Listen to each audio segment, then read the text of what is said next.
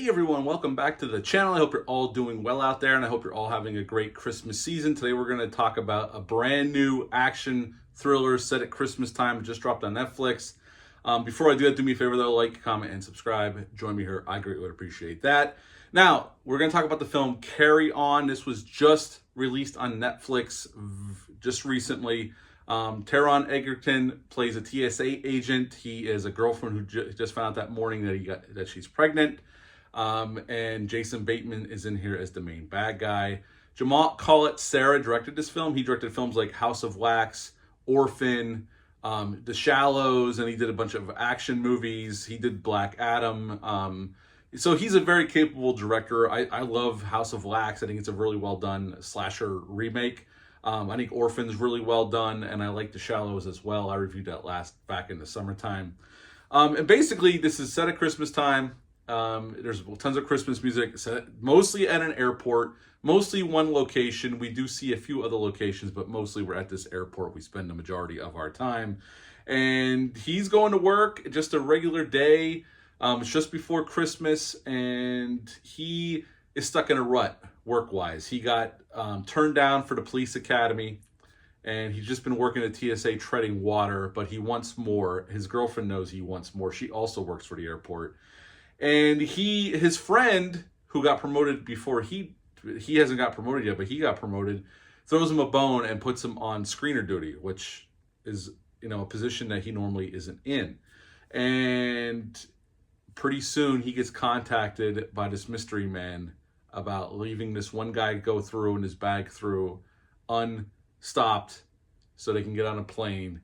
And from there on out, we have a game of cat and mouse trying to figure out what's going on, why it's going on, and happen to stop this plot to kill this senator that's going to D.C. with this Russian nerve agent or chemical warfare agent that Russia developed.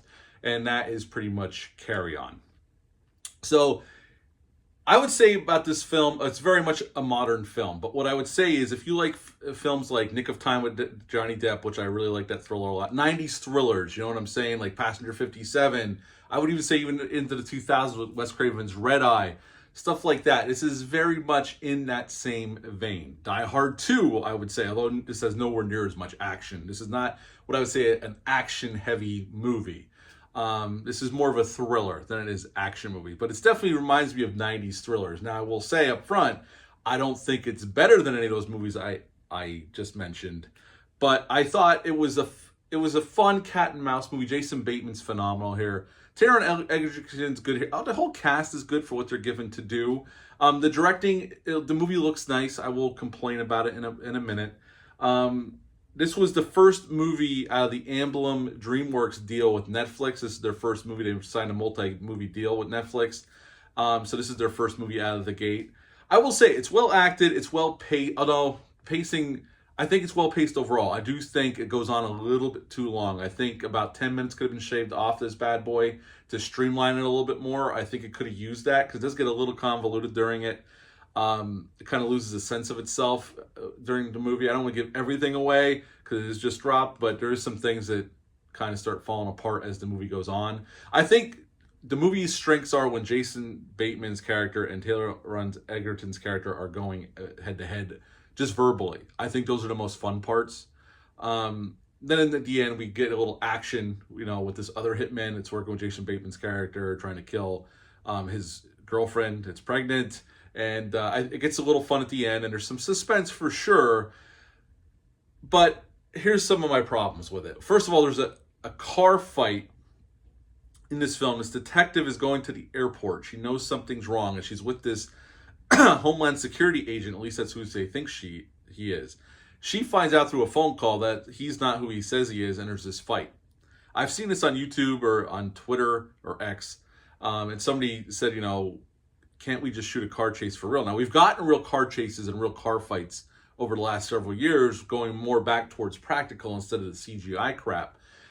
But this car fight is total garbage. It looks nice in terms of a camera perspective. I mean, it's a little fancy, quick cuts, the camera's swirling around, all that crap, but it's all CGI. Nothing going on is real besides them doing the moves inside the car, and it took me out of the movie. That's one of my big negatives that just took me out of the movie. My ring light just went out, but we're going to continue here. Yeah, that was one thing, and I think the movie goes on a little too long. Again, about 10 minutes could get taken out of this film. I saw some comments online, and you know, you take comments online at face value. But some people were saying this is better than Die Hard. No, it's not. It's not even better than the movies I described early on in this review. It's a decent thriller, and it's better than most of the Netflix movies that get released. I will say that up front. It definitely is a better film than most of the films Netflix releases. That is not saying much. A lot of what's on Netflix is total trash. They get a couple good movies, and a lot of it's just garbage. But this is one-on-one. It's a pretty decent thriller. I had a good enough time with it. It's not going to blow you away. It's nothing groundbreaking. It's decently directed. It's well acted. Again, there's some things that bugged me, especially the car fight scene, and I think the script collapses under its own weight at times, and it's a little too long.